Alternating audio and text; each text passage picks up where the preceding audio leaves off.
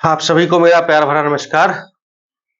आज हम लोग पढ़ेंगे करंट अफेयर्स का एक बहुत महत्वपूर्ण टॉपिक जिसका नाम है लोकसभा चुनाव 2024।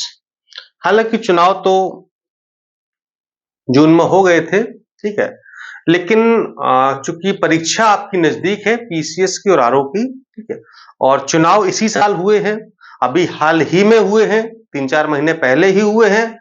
तो मैं अभी पढ़ रहा था, एक दिन ऐसे मैगजीन्स और अन्य चीजें पढ़ रहा था, करंट से रिलेटेड चीजें, तो मुझे लगा कि कुछ चीजें इसमें इंपॉर्टेंट हैं, ठीक है। हालांकि देखिए, रामायण राजनीति से कोई मतलब नहीं है, राजनीति का पढ़ाई का कोई संबंध नहीं है, लेकिन ये करंट अफेयर्स का इशू है, करंट अफेयर्स का मुद्दा है।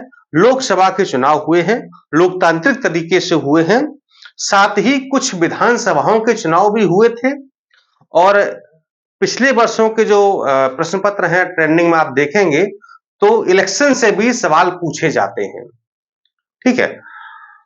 अब वो किस प्रकार से सवाल पूछे जाएंगे वो इसमें आपको हम बताएंगे, या आपने प्रीवियस के पेपर हल किए होंगे तो वहां से आपको एक आइडिया लगा होगा, नहीं लगा होगा कोई बात नहीं, हम आपको आइडिया भी बताएंगे और ये भी बताएंगे कि लोकसभा चुनाव 2024 से कौन कौन से प्रश्न आपसे पूछे जा सकते हैं।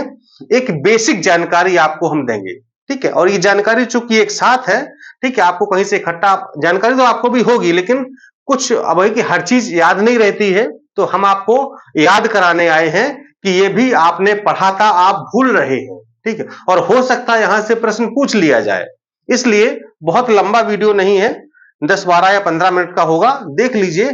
तो इलेक्शन पर आपका एक रिव्यू हो जाएगा कि जो इलेक्शन हुए थे लोकसभा के, तो वो कैसे हुए थे और किन चरणों में हुए थे, कहां से कौन जीता है, किसकी सरकार बनी है, किसको कितनी सीटें हैं। और बेसिकली हमारा इन सबसे मतलब है ही नहीं कि किसकी सरकार बनी, किसकी सीटें, हमारा सिर्फ मतलब है कि अगर इस टॉपिक से प्रश्न बना तो वो गलत नहीं होना चाहिए, और मान लो अगर 2 प्रश्न भी आ गए तो 2 नंबर बहुत होते हैं, सिलेक्शन के लिए तो पॉइंट 1 की मतलब पॉइंट में भी आवश्यकता पड़ जाती है, ठीक है। तो चलिए बिना देरी के हम लोग स्टार्ट करते हैं, और आप लोग जो है डीपी एडुकेयर एप्लीकेशन डाउनलोड कर लीजिए, कहां से, प्ले स्टोर से, ठीक है, ये प्ले स्टोर से आप लोग डाउनलोड कर लीजिए डीपी एडुकेयर, डीपी एडुकेयर, ये हम लोगों का एप्लीकेशन है, प्ले स्टोर पे आपको मिल जाएगा, ठीक है, और वहां पर टेस्ट सीरीज, क्रैश कोर्स आदि आरओ और पीसीएस दोनों के लिए चल रही हैं, ठीक है, उसको आप लोग ज्वाइन कर लीजिए, बढ़िया से तैयारी करिए और इस बार अधिकारी बनिए। टेलीग्राम चैनल भी इसी नाम से है, उसको भी आप लोग टेलीग्राम पर जाकर के ज्वाइन कर लेना, वहां पर भी आपको बहुत सारी महत्वपूर्ण जानकारी मिलती है, डेली करंट अफेयर्स है, करंट से रिलेटेड अन्य चीजें या फिर एग्जाम से रिलेटेड सारी आपको वहां पर मिल जाती हैं, तो इसको भी आपको क्या करना है, ज्वाइन कर लेना है, ठीक है। चलिए, ये जो लोकसभा चुनाव थे ये हमारी 18वीं लोकसभा है, पहले प्रश्न तो यही है, कौन सी किस नंबर की है, ये 18वीं लोकसभा है जिसके चुनाव अभी जून में आपके हुए थे। कब से कब तक, 13 अप्रैल से लेकर के 1 जून 2024 तक, कितने चरणों में, 7 चरणों में हुए थे, ठीक है। डेट हमने आपको बता दी है जानकारी के लिए, लेकिन चरण आपको याद रखने हैं कि ये चुनाव आपके 7 चरण में हुए थे, ठीक है। इसके बाद मतगणना वाली डेट आपको याद रखनी है, 4 जून को मतगणना हुई थी, 1 जून को आखिरी चरण था और 4 जून को आपकी मतगणना हुई थी, यानी कि वोटों की गिनती। पीएम पद यानी कि 20वें पीएम पद की जो शपथ ली गई है वो हमारे आदरणीय प्रधानमंत्री जी मोदी जी ने ली है, ठीक है। कब ली थी, 9 जून को। ये भी आपको डेट याद रखनी है कि 4 जून को वोटिंग हुई है और 9 जून को मोदी जी के द्वारा तीसरे प्रधानमंत्री के रूप में शपथ ली गई है, और ऐसा इतिहास में ये दूसरी बार हो रहा है, पंडित जवाहरलाल नेहरू के बाद हमारे प्रधानमंत्री मोदी जी दूसरे ऐसे व्यक्ति हैं जिन्होंने लगातार तीसरी बार प्रधानमंत्री पद की शपथ ली है। नेहरू जी बने थे आपके कब, और ये आपको पहले ही जान लीजिए कि मोदी जी जो है कब कब बने हैं, इसके बाद आपको बताते हैं नेहरू जी का, ठीक है। पहली बार मोदी जी ने शपथ कब ली थी, 26 मई 1914 को पहली बार प्रधानमंत्री बने थे। दूसरी बार बने हैं 30 मई 2019 को, और तीसरी बार कब बने हैं? 9 जून को। ठीक है, लगातार तीसरी बार। इसी प्रकार से पंडित नेहरू भी 1952 में, 1957 में और 1962 में 3 बार लगातार प्रधानमंत्री बने। ठीक है, तो 2 व्यक्ति हमारे भारत में ऐसे हो गए हैं, एक नेहरू जी और दूसरे मोदी जी, जो कि 3-3 बार प्रधानमंत्री बने हैं, वो भी लगातार। ठीक, अब सीटों की अगर बात कर ली जाए तो बस बहुत डिटेल में नहीं जाएंगे, थोड़ी सी जानकारी लेंगे। एनडीए, ठीक है, जो भाजपा का गठबंधन है, ठीक है, राष्ट्रीय जनतांत्रिक गठबंधन, ठीक, उसको सीटें मिलेंगी 293। सिर्फ बीजेपी की बात की जाए, भारतीय जनता पार्टी की बात की जाए, सीटें मिलेंगी 240, 240। ठीक है, केवल अगर भाजपा की बात की जाए, लेकिन उसके साथ जो भी घटक दल हैं, जो उनका गठबंधन है, उन सबको मिलाकर के सीटें मिली है 293। ठीक है, बहुमत के लिए इससे कहीं कम की आवश्यकता पड़ती है। बताइए आप लोग, बहुमत के लिए कितनी सीटों की आवश्यकता पड़ेगी? सरकार बनाने के लिए बहुमत के लिए कितनी सीटों की आवश्यकता पड़ेगी? कमेंट करके बताइए प्लीज, अभी करिए कमेंट। भारत में केंद्र में सरकार बनाने के लिए कितनी सीटों की आवश्यकता पड़ती है? ठीक, इसके बाद 18वीं लोकसभा का गठन हो गया 24 जून 2024 को। ठीक है, ये प्रश्न बहुत इंपॉर्टेंट है। वर्तमान में जो महिला सांसद की संख्या है वो 74 है, 74 है, जबकि 2019 में कितनी संख्या थी? 78, 78, 78 सीटें, 78 सीटों पर महिलाएं विजित हुई थी, लेकिन इस बार 4 सीटें महिला कम हो गई। ठीक है, कि महिला सशक्तिकरण की दिशा में ये नेगेटिव कदम है। संख्या बढ़नी चाहिए लेकिन घट रही है, तो इसका आप जब महिला सशक्तिकरण वाला निबंध लिखें तो इसका आप जिक्र कर सकते हैं। ठीक है, कि जो है और संख्या ये महिलाओं की बढ़नी चाहिए। थोड़ा सा और आगे बढ़ लेते हैं हम लोग, कुछ और जरूरी जानकारी है। अब देखिए, ये जितने भी पॉइंट लिखे हैं ना, ये अपने आप में एक एक प्रश्न है। जैसे कि निर्विरोध निर्वाचित मुकेश दलाल, कहां से? सूरत लोकसभा क्षेत्र से। यानी कि वहां पर निर्विरोध, वोट ही नहीं पड़ा, कोई विरोध में खड़ा ही नहीं हुआ, ऐसे ही जीत गए, बोले जाओ तुम विजेता। ठीक है, कौन? मुकेश दलाल, याद रखना, सूरत लोकसभा क्षेत्र से। सबसे युवा सांसद, यह भी अपने आप में एक इंपॉर्टेंट क्वेश्चन है। पुष्पेंद्र सरोज समाजवादी पार्टी के सांसद हैं, कौशाम्बी से जीते हैं। इनकी उम्र है 25 साल 3 माह। कितनी? 25 साल 3 माह। यहां से आपसे एक फिर प्रश्न मैं कर रहा हूं कि लोकसभा सदस्य बनने के लिए न्यूनतम आयु कितनी है? बताइएगा। लोकसभा सदस्य बनने के लिए, यानी कि सांसद बनने के लिए न्यूनतम आयु कितनी है? कमेंट करके बताइएगा। ठीक, ये अपने आप में एक बहुत इंपॉर्टेंट प्रश्न है। पुष्पेंद्र सरोज जी सपा के सांसद हैं, कौशाम्बी से बने हैं, उम्र है मात्र 25 साल 3 महीने। और दूसरी सबसे युवा सांसद हैं कौन? शांभवी, महिला है, शांभवी है, लोजपा लोक जनशक्ति पार्टी, श्री रामविलास पासवान वाली पार्टी, बिहार से। ठीक है, कहां से? समस्तीपुर से ही जीती हैं। इनकी उम्र है 25 साल 11 माह। ठीक है, तो सबसे युवा सांसद पुष्पेंद्र सरोज, दूसरे सबसे युवा सांसद या दूसरी सबसे युवा सांसद शांभवी, कहां से? समस्तीपुर से। इसके बाद हम लोग आते हैं कुछ और जानकारी पर। सर्वाधिक मतों के अंतर से जीते हैं, सर्वाधिक मतों के अंतर से जीत किसकी हुई है? शंकर लालवाड़ी, शंकर लालवाड़ी, ये भाजपा के सांसद हैं और इंदौर से ये जीते हैं 11,75,092 मतों के अंतर से। यानी कि वोट तो इनको कितने मिले हैं पता नहीं, लेकिन इतना अंतर है, इतना अंतर, यानी कि इतने वोटों जिसे, जैसे लोग 1 लाख वोटों जीते हैं, 2 लाख से, 50,000 से, 80,000 से, 2.5 लाख से, 5 लाख से, ये 11 लाख वोटों जीते हैं। यानी कि पौने 12 लाख, पौने 12 लाख वोटों से जीते हैं। तो सोचिए इनको कितना वोट मिला होगा, बहुत मिला होगा। बेचारा जो दूसरा दल होगा, विपक्षी होगा, उसको तो बहुत ही कम मिला होगा ना। न्यूनतम मतों के अंतर से, यानी सबसे मतों का अंतर, सबसे कम वोटों से कौन जीता है? रविंद्र वायकर, शिवसेना के हैं ये, उत्तर पश्चिम मुंबई से जीते हैं मात्र 48 वोटों से। सोचिए, लोकसभा जैसे चुनाव में 48 वोट बिल्कुल भी मायने नहीं रखते हैं। अरे इतना तो माने, इतना अंतर तो प्रधानी के वोटों में भी बहुत वो नहीं रखता है। ठीक है। एमपी एमएलए तो छोड़ दीजिए, सिर्फ 48 वोटों से जीते हैं। सोचिए जो हारा होगा क्या सोचता होगा यार, मतलब मैंने कौन से ऐसे बुरे कर्म किए थे, सिर्फ 48 वोटों से हार गए। खैर वो तो लोकतंत्र है, क्या कर सकते हो, ठीक। हमारे लिए लोकतंत्र जो भी है, लेकिन हमारे लिए एक प्रश्न है, हम तो इसको सिर्फ एक क्वेश्चन की दृष्टि से देखते हैं कि कहीं भी परीक्षा में पूछ ना दिया जाए कि सबसे कम वोटों से कौन जीता है, तो बता देना भैया रविंद्र वायकर शिवसेना के हैं, उत्तर पश्चिम मुंबई से जीते हैं, ठीक है। और सबसे अधिक वोटों से शंकर लालवानी है, भाजपा के इंदौर से जीते हैं, इतने 11,75,000 वोटों से जीते हैं। हमारे लिए एक प्रश्न है ये। इसके बाद कुछ और इंपॉर्टेंट चीजें हैं। 8वीं बार सांसद, 8वीं बार सांसद बने कौन, वीरेंद्र कुमार, केंद्रीय मंत्री हैं। कहां से, टीकमगढ़, मध्य प्रदेश की एक लोकसभा सीट है टीकमगढ़, वहां से ये जीते हैं वीरेंद्र कुमार साहब। ये केंद्रीय मंत्री भी हैं, 8वीं बार सांसद बने हैं, सोचिए 8वीं बार। इसके अतिरिक्त 7वीं बार सांसद बने हैं पंकज चौधरी, ये भी केंद्रीय मंत्री हैं, ठीक है।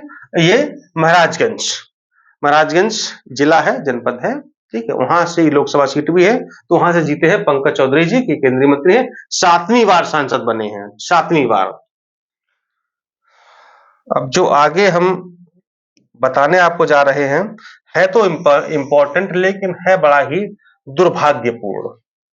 ऐसा हमारे लोकतंत्र में मेरे हिसाब से तो नहीं होना चाहिए, ठीक है। और ऐसे लोगों को जिसने वोट भी दिया है, क्या कर सकते हो, दिया तो दिया भाई, अब किसने दिया, क्यों दिया, वो तो वही जाने, ठीक है। लेकिन ये लोकतंत्र के लिए मेरे हिसाब से अच्छा नहीं। अमृतपाल सिंह संधू, अब चूंकि मैं तो इन चीजों को एक प्रश्न की दृष्टि से देखता हूं, इसलिए मैं बता रहा हूं, बताना, वरना हमारा इस बताने में कोई दिलचस्पी नहीं है, ठीक है। और कभी कभी इस तरह के वाहियात प्रश्न भी आयोग में पूछ लिए जाते हैं, रख दिए जाते हैं, ठीक है।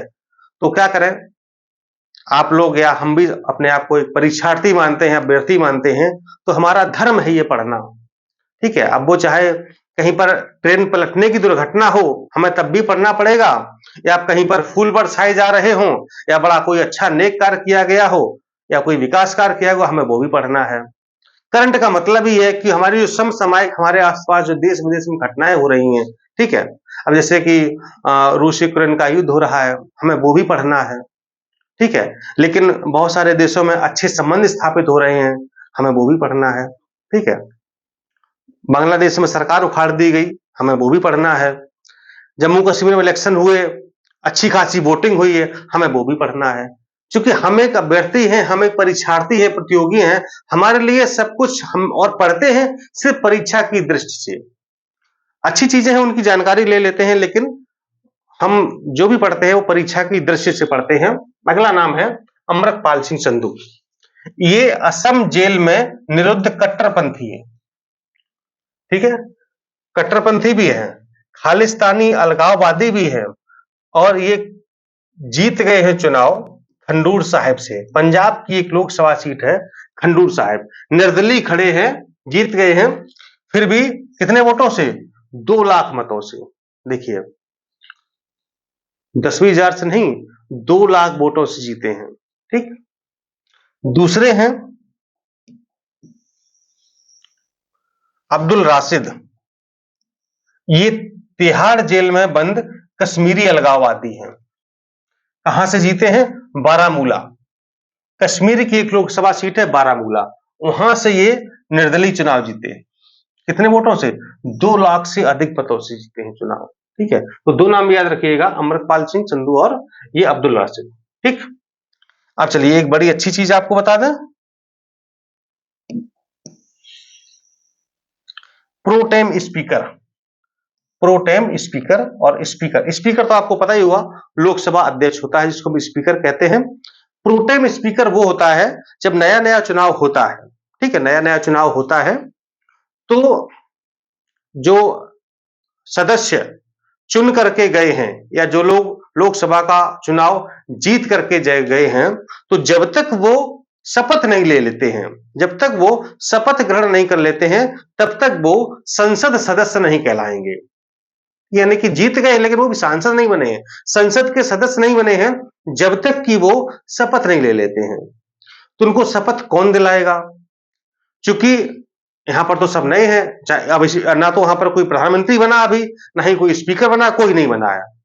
तो जितने भी लोग वहां पर चयनित होकर गए हैं, तो उन्हीं में से वही लोग अपने में से एक लोग को क्या करते हैं भैया, नियुक्त कर देते हैं ऐसे कि यार आप जो एक काम करो, आप सबको शपथ दिलवा दो। ठीक है, जैसे मान लो 543 लोग चयनित होके गए, मतलब जो चुनाव जीत करके गए विभिन्न दलों से, ठीक है। तो अब उसमें देखा गया कि भाई किसको बनाया जाए, तो वहां पर थोड़ा सा ये देखा जाता है कि सबसे बुजुर्ग कौन है, सबसे जो है बुजुर्ग कौन है, सबसे जो है एजिड कौन है।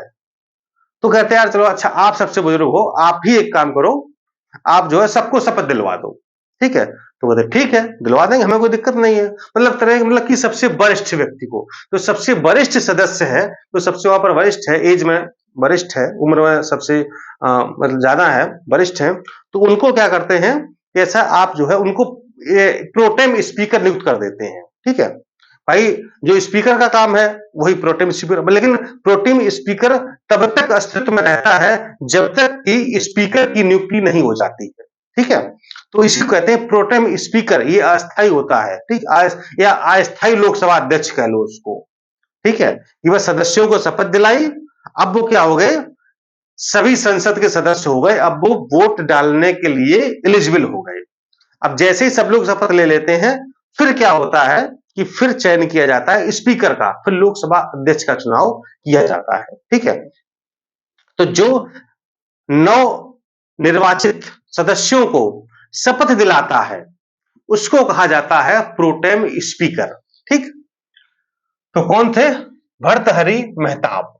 ठीक है, ये उड़ीसा से सांसद हैं, भाजपा के हैं, भारतीय जनता पार्टी के हैं। कहां से, उड़ीसा से सांसद हैं भर्तहरि मेहताब। इंपॉर्टेंट है, इसको आप याद रखिएगा। ठीक है, ये बने थे इस बार के प्रोटेम स्पीकर 2024 के लोकसभा चुनावों में। और स्पीकर तो आपको पुराने वाले ही है, कोई चेंजमेंट नहीं है, ओम बिरला साहब है।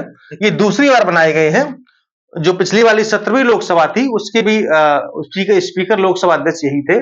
ठीक है, ये कोटा से सांसद हैं। ठीक है, ये भी कई बार कोटा से जीत चुके हैं। एक इंपॉर्टेंट सबसे लास्ट पॉइंट है लेकिन बहुत इंपॉर्टेंट है, 4 राज्यों के विधानसभा चुनाव भी इनके साथ हुए थे, आंध्र प्रदेश, उड़ीसा, अरुणाचल प्रदेश और सिक्किम। ठीक है, इन 4 राज्यों के विधानसभा चुनाव भी लोकसभा चुनाव के साथ हुए थे। ठीक है, हालांकि अब तो कैबिनेट ने मंजूरी दे दी है कि एक देश एक चुनाव, यानी कि अब लोकसभा और राज्य विधानसभाओं के चुनाव एक साथ होने पर केंद्र में सहमति बन चुकी है। इसके लिए जल्द ही एक विधेयक लाया जाएगा।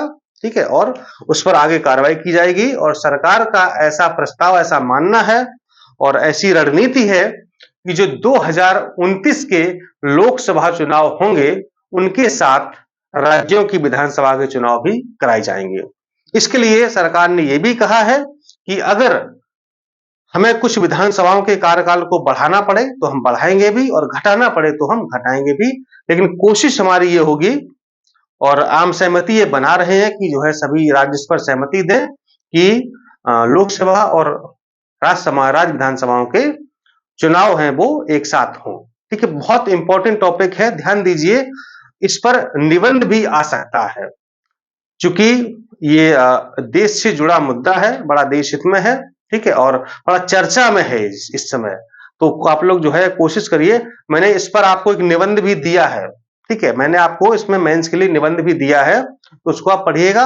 और जो इस समय करंट के एडिटोरियल आ रहे हैं, करंट की चीजें आ रही हैं, इससे रिलेटेड एक देश एक चुनाव से आप लोग उसको जरूर पढ़ते रहिएगा, उसके बारे में जानकारी लेते रहिएगा। ठीक है, चलिए फिर मिलता हूं कुछ और नई जानकारी के साथ, तब तक के लिए नमस्कार, जय हिंद।